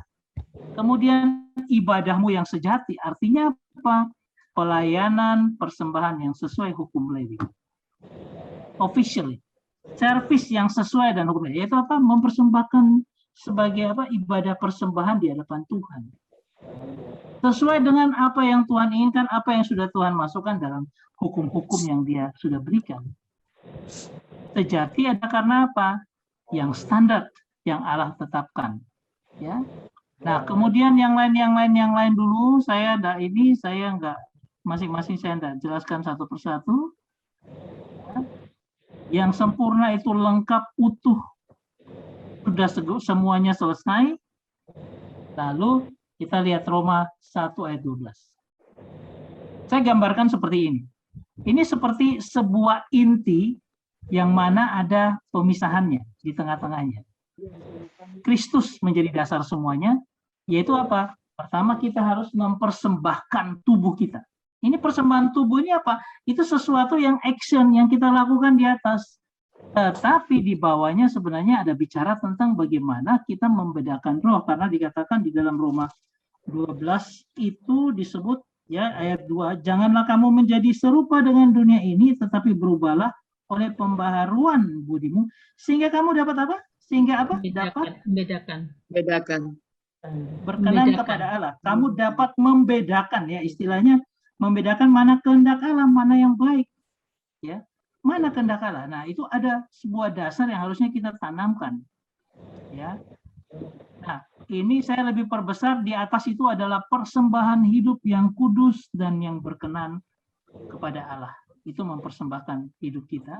Yang di bawah, ya, adalah Supaya apa? Jangan kita serupa dengan dunia, tapi berubahlah oleh pembaruan budi. Ini sesuatu yang di dalamnya. Dasar dari di dalam ketika kita apa? Jangan menjadi serupa, kita berubah dalam pembaruan budi kita. Baru apa? Kita bisa mempersembahkan tubuh kita sebagai persembahan yang hidup yang keluar, ya. Nah, di atasnya ini adalah ibadah yang sejati yang kita bangun. Supaya apa? Kita mengenal kehendak Allah yang mana. Nah, yang sejati itu adalah sesuai dengan standar yang ditetapkan oleh Allah atau acceptable, sesuai yang dapat diterima oleh Allah. Nah, ini adalah sebuah proses yang terus-menerus, ya. Bagaimana ibadah sejati itu jalan dalam bagaikan roda ini yang berputar terus untuk apa? Kita terus belajar ibadah yang sejati supaya apa? Kita tahu mana kehendak Allah dalam kehidupan kita. Tapi dasarnya adalah bagaimana kita di bawahnya adalah bagaimana kita merubah diri kita jangan serupa dengan dunia dan berubah oleh pembaruan budi. Ini bagian di dalamnya. Tapi keluarnya kita adalah apa? Mempersembahkan tubuh sebagai yang hidup, yang kudus dan yang berkenan. Nah, ini saya nyatakan seperti roda kemuliaan Allah yang dinyatakan dalam kehidupan kita. Di mana bagian ke bawah dan ada bagian ke atas, bagian ke bawah adalah fondasinya, dan bagian yang ke atas adalah action yang kita harus kerjakan. Ya. Oke. Nah, fondasi adalah dasarnya adalah firman Tuhan, actionnya adalah bagaimana kita melayani Tuhan. Terus mempersembahkan hidup kita. Kita mempersembahkan kedagingan kita terus di hadapan Tuhan, dibakar di hadapan Tuhan supaya apa? Terus menerus kita makin memberikan ibadah yang sejati dalam kehidupan kita. Nah, dua-duanya ini saya jadikan satu seperti ini, ya. Kompilasinya adalah sama sebenarnya dua ini. Ada satu yang membuat dasar yang kokoh, yang satu implementasinya. Satu ini fondasi, satu implikasinya dalam kehidupan kita. Ya. Untuk apa? Serupa Yesus. Makin hari dari apa yang kita kerjakan itu, baik yang di Mazmur dikatakan tentang bagaimana kita makin mengharapkan Tuhan dalam kehidupan kita, orang-orang yang menantikan Tuhan, lalu dibangun terus keluarganya, pekerjaannya, Tuhan bangun, implikasinya dalam kehidupan, menjadi pahlawan, ya itu akan berdampak bagi apa? Menyerupai. Akan menyerupai Tuhan. Itu kita terus dibangun di atas dasar yang kokoh. Takut akan Tuhan, jalannya dan hidupnya kita lakukan dalam kehidupan kita. Kalau yang di sebelah satunya juga sama. Ada dasar fondasi yang kuat, ya. Terus kita mempersembahkan akan hidup kita di hadapan Tuhan sebagai ibadah yang sejati. Terus menerus supaya apa? Kita menjadi serupa dengan Tuhan. Di sini ada berbahagia, pekerjaan sukses, anak istri luar biasa, diberkati jadi warrior of God, kebaikan Yerusalem itu kebaikan Tuhan, kita dapat damai sejahtera, kita pemenang dan sebagainya.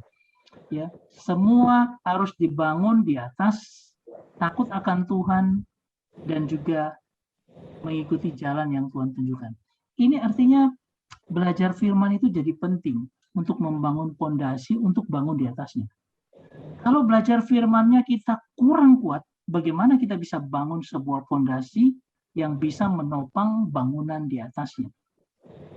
Ini akhirnya sama dengan perumpamaan Tuhan Yesus, kalau seorang itu dia membangun rumahnya di tanah berpasir dengan di batu karang, ya implikasinya jadi berbeda sekali kan? Yes. Yang di batu karang itu kokoh dan dia bisa terus-menerus dibangun luar biasa, sedangkan yang di tanah berpasir, datang angin, selesai sudah bangunannya, hancur roboh. Nah, untuk itulah kita sekarang lagi memproseskan diri kita dalam kondisi seperti itu. Oke, sampai di sini. Sudah jam 9.49. Tinggal sedikit kita harusnya, apa nih? Oke, silakan kalau ada pertanyaan atau ada tambahan dari Kak Pinsa maupun Pak Arif.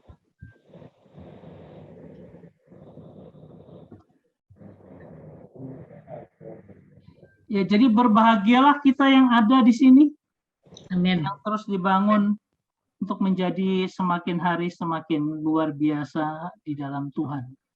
Yes. Amin. Bu Dia, kok nggak ada suaranya Bu Dia? Ya Pak, ada Pak. Oh, ada. Iya. Chris. Pak Pri ada suaranya? Ini kesenangannya Pak Priyo, Mazmur 128. Oh. Betul ya Pak Priyo? Ini Bapak. Ripon Pak. Ya Pak Kris. Oh, ada. Ah. Hadir. Oh, mantap. Shalom. Halo. Oke, silakan. Kalau Kak Vinsa atau Pak Ari mau menambahkan, silakan.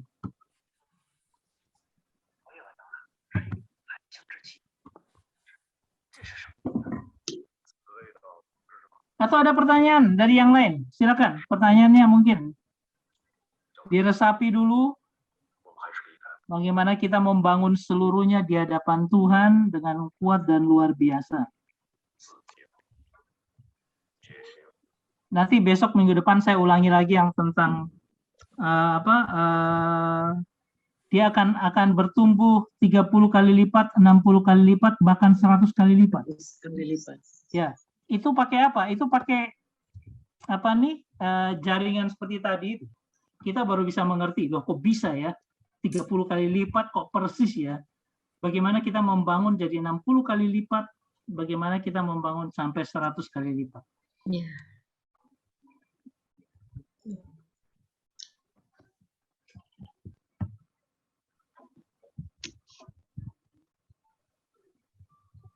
Oke, silakan. Ada yang mau tanya atau ada yang mau nambahkan, silakan.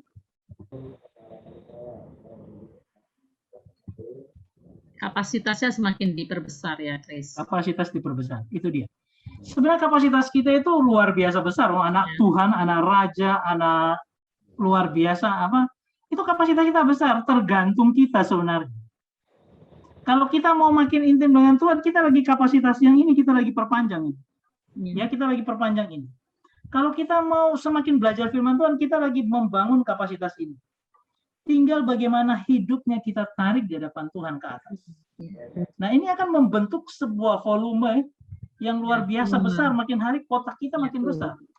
Kapasitas yang Tuhan berikan itu luar biasa. Kayaknya kok tidak ada pernah Tuhan berikan batasan. Yes, amin.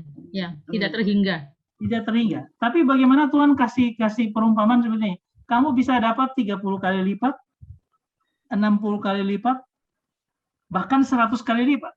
Itu kan sebenarnya perbandingan gitu loh. Tuhan mau, kamu mau milih yang 30 atau 60 atau yang 100? Aku kasih kalau kamu sungguh-sungguh. Saya lihat pengalamannya orang-orang seperti ini pengalaman orang-orang dari karismatik ya. Walaupun pengalamannya sebuah pengalaman pembelajaran bagi kita. Orang seperti kapasitasnya Petrus Agung, sebelum dia menjadi apa-apa, yang dia lakukan apa? Dia kejar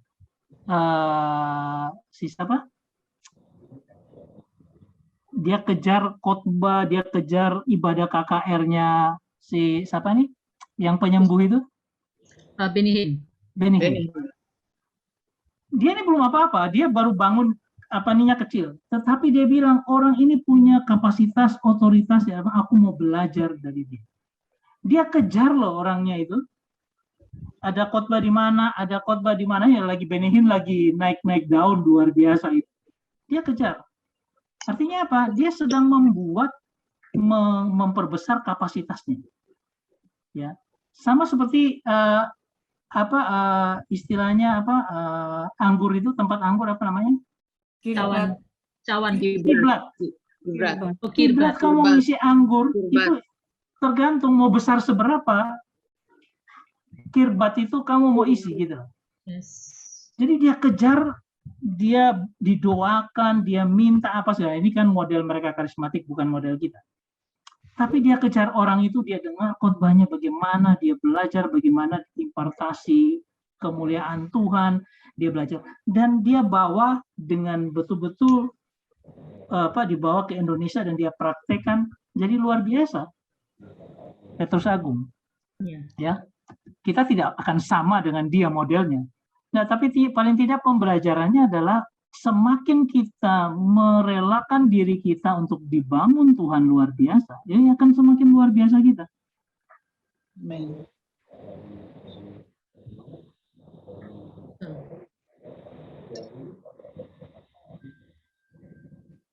Itu berarti sama dengan Benny Hinn. Dia mengejar yang namanya Kathryn Kuhlman. Iya. Benny Hinn juga kejar Kathryn Kuhlman karena kan Kathryn Kuhlman kan satu legendaris dari gerakan karismatik juga kan. Itu kejar dia. Dia Karena- kejar.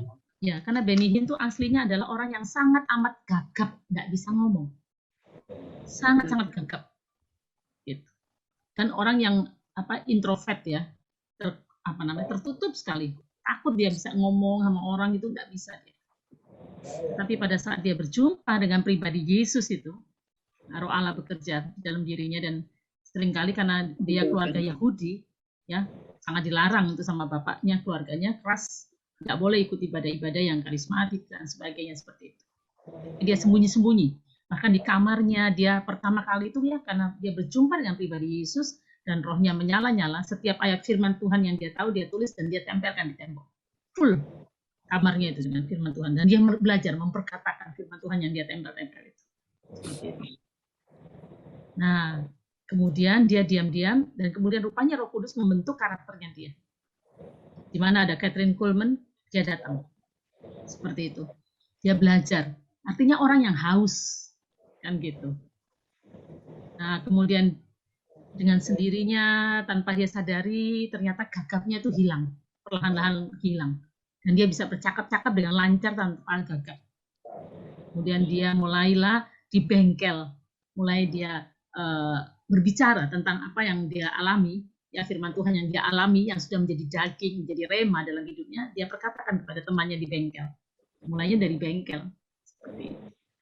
Dan kemudian lama-lama Tuhan pakai dia, dan kok dia pulang, dia sembunyi-sembunyi karena takut pasti kok pulang, bapaknya pasti marah. Nah, entah dari mana, orang tuanya mungkin mendengar bahwa ini ada yang namanya Benny Hinn. Diam-diam bapak ibunya itu pergi ke KKR anaknya tanpa setahu Benny Hinn. Dan mereka ternganga melihat ini anakku kok bisa ngomong lancar gitu ya, bisa jelas ngomong seperti itu, tanpa takut, tanpa dan sebagainya. Ya karena Roh Kudus sudah bekerja dan menentukan seseorang menjadi hambanya. Jadi ada kehausan, ada kerinduan. Nah seperti Bapak Ibu sekarang malam hari ini kan ngantuk-ngantuk, mungkin jam makannya belum, jadi mundur jam makannya, tapi haus mau belajar firman Tuhan pasti. Belum makan sama, karena sama saya juga belum. Selesai ini baru makan malam lewat ya Tante Iren ya, gitu ya Tante. Atau sudah makan duluan Tante? Sudah makan kita. Oh sudah makan itu. Jam 7. Nah, itu. Aku pernah minum obat. Ya, gitu Tante. Ada seorang yang luar biasa yang benar-benar menurut saya luar biasa itu Reinhard Bonnke. Oh. Bagaimana dia gini. Dia bangun ya, cerita-cerita yang sebelumnya adalah dia tidak direkomendasikan bapaknya yang pendeta untuk menjadi pendeta, malah kakaknya yang paling tua, tapi akhirnya dia merubah segala-galanya jadi pendeta. Dia punya gereja kecil. Terus mereka panggil hamba Tuhan dari Afrika untuk apa? Untuk bikin KKR di gerejanya. Pas hari hanya hamba Tuhan itu nggak bisa datang karena dibilang sama Tuhan, aku tidak bisa melayani di gereja, aku harus pergi. Lama-lama dia mikir gitu loh, lah opo aku panggil orang lain yang ini. Dia berdoa minta kuasa Tuhan, anugerah Tuhan, dia bikin KKR di gereja. Dan akhirnya dia bangun luar biasa, dia bikin KKR sendiri di gerejanya. Setelah itu dia melihat sebuah panggilan untuk ke Afrika. Dan apa yang terjadi? Dia orang yang sebenarnya sederhana. Tapi ketika dia penginjilan di Afrika, jutaan orang. Itu mungkin dalam pelayanannya dia bisa hampir 100-an jutaan orang terima Tuhan. Loh, saya sampai heran, kok orang seperti ini dipakai Tuhan?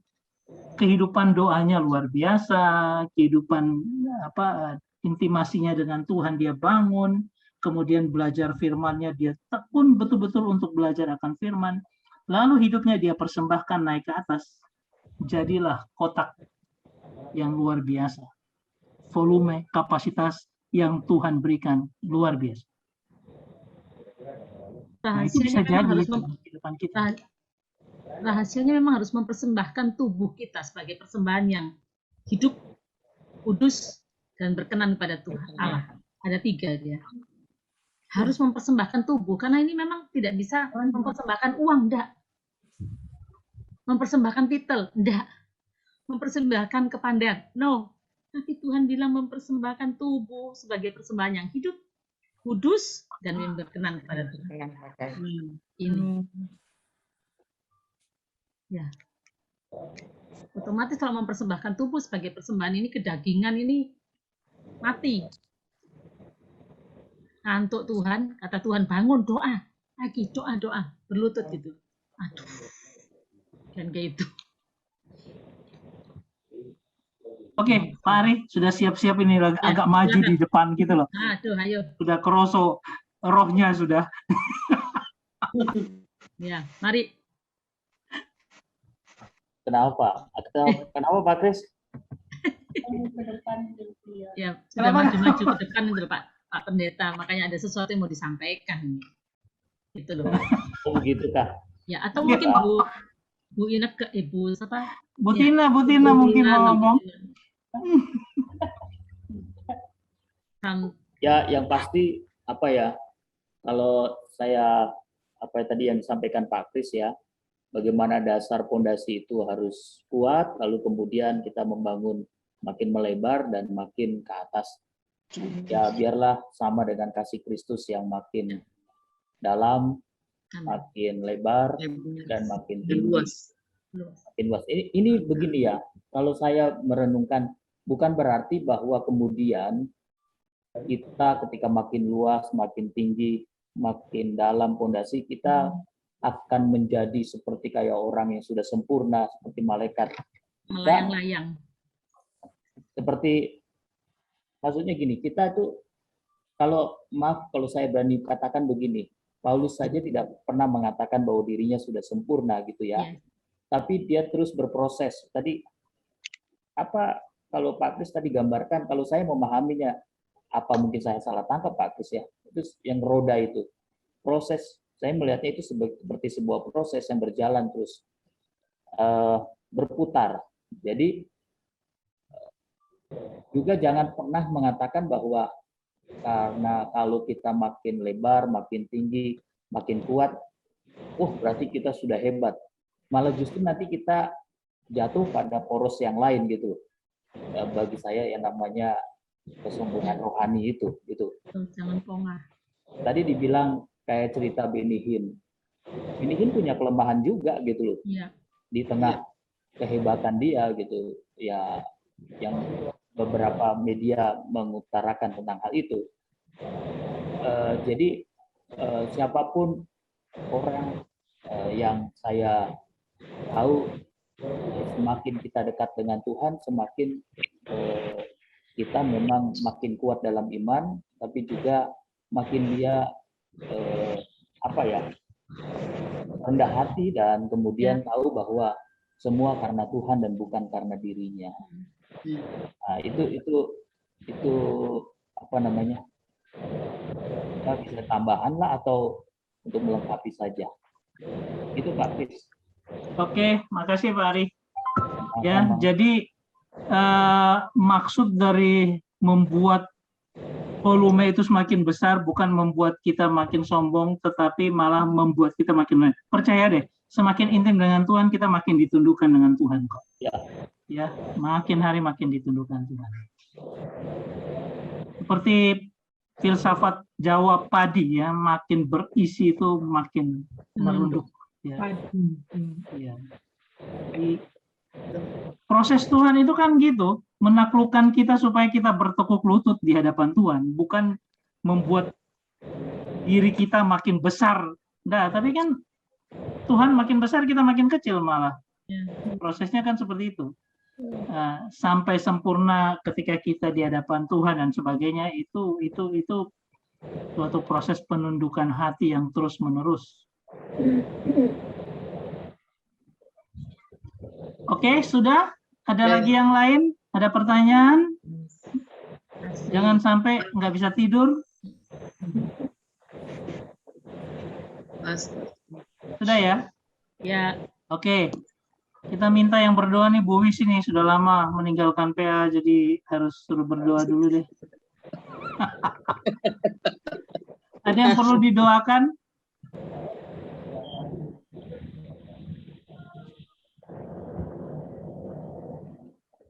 Ini semua apa nih yang sakit-sakit sudah sembuh semua ya Pak Ali? Tadi ada Pak Freddy ya? Ya, ada Pak Freddy nih. Oh ya, bagaimana kabarnya? Makin baik. Oh ya Pak Freddy, baru ini ya kedukaan Bapak mertua.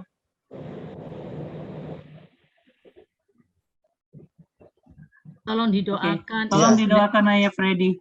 Ya, kemudian keluarga. Ya udah hari Hari Sabtu yang lalu. Hari Sabtu yang lalu. Ya Tuhan yang memberi, Tuhan yang mengambil. Ya puji Tuhan, maksudnya ya memang sudah terasa sih, beliau sudah terasa. Sebelum ini sudah terasa. Jadi kalau kita percaya kan siapa yang di dalam Kristus hidup adalah hidup adalah mati adalah Kristus, hidup adalah keuntungan. Hidup adalah Kristus, mati adalah keuntungan. Ya. Jadi kita itu berbedanya antara kita dengan dengan kepercayaan yang lain. Kalau kita percaya bahwa Yesus Kristus Tuhan dan Selamat kita, itu ada jaminan. Ya, yang satu yang menarik itu kemarin waktu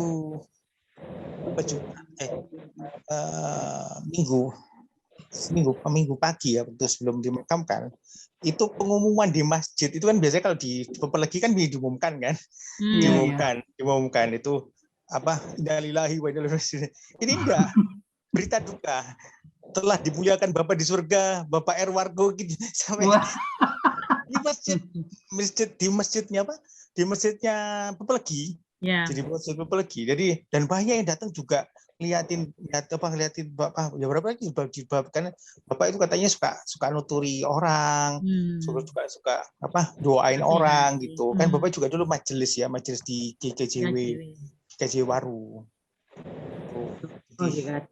Iya, di GKJ Waru. Aktif di sana Itu lewat masjid itu diumumkan gitu? Iya, di lewat masjid, betul. Lewat toa masjid kan untuk di Pepelegi itu kan kalau ada orang meninggal pasti diumumkan. Iya. Gitu. Jadi itu kebetulan Erina yang dengar. Wah ini telah dimuliakan Bapak di surga lewat toa masjid. Itu kesaksian luar biasa. Itu jadi kesaksian, itu jadi kesaksian. Ya, betul. Itu jadi kesaksian. Dia dulu sering kok saya sering diskusi dengan Bapak soal yang kesaksian. Bapak juga pernah kan diajak ngomong terus sharing, kan sering nyapa orang, diajak ngomong sharing tentang ya orang kan di sana kan juga banyak yang Muslim kan di sana. Oh iya. Karena Bapak dulu sebelumnya juga Muslim. Sebelum jadi Kristen awal jadi terus ikut omnya terus akhirnya jadi Kristen terus akhirnya terus bertumbuh sama Tuhan ya, itu jadi pelayanan di GKJW. Iya. Sampai di kebetulan dulu kan juga dinas di PT Pos gitu. Jadi sering kok jadi orang-orang kadang-kadang minta nasihat itu. Nasihat itu di mejanya ada Alkitab. Gitu. Ya itulah ya buat kita nggak tahu kan kapan waktu kita kadang tahu saya kondisi papa sama mama itu lebih lemah kondisinya mama sebenarnya. Mama sudah jalan juga kadang harus dituntun. Papa itu lebih kuat. Tapi ya pada nggak nyangka loh, kok ini papa yang lebih kuat kok seperti rumahnya dipanggil lebih dulu. Iya, dipanggil lebih dulu. Kemudian 84 kan. Iya, ya kita nggak itu. Ya kita bersyukur, maksudnya bersyukur Mama juga bilang ya terima kasih Tuhan Yesus ya memang ini yang terbaik kan, yang terbaik itu ya. Terus untuk kondisi saya sendiri puji Tuhan kemarin sih sudah trombosis udah bagus, tinggal penyesuaian aja kadang-kadang kalau misalnya jalan agak cepat itu masih harus atur napas. Iya. Harus atur napas, tapi nggak apa-apa sih. Oh, it's okay. Jadi it's okay. Terus ya yang untuk besok tadi ini kontrol, besok mungkin kontrol yang terakhir sama untuk cek lagi 3 bulan recovery. 3 bulan recovery. Iya cuman ya puji Tuhan kemarin sih ya, waktu pas hari Sabtu Minggu ya puji Tuhan tetap, maksudnya walaupun ya tetap kuat lah, maksudnya nggak terlalu ngos-ngosan gitu. Sabar. Oke. Tolong didoakan juga Bu Pendeta, agak nggak enak badan. Mark juga. Oh ya, Mark ya, tadi ke dokter dia. Siapa? Mark. Oh, Mark. Oh, iya. Mark.